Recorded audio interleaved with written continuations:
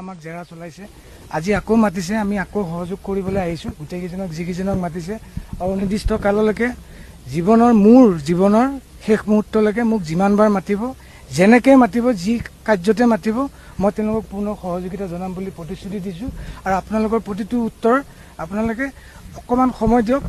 এতিয়া তদন্ত চলি আছে যিহেতু তদন্তৰ কিছুমান তাগিদা থাকে যে সব কথা মুকলিকৈ ক'লে তদন্তত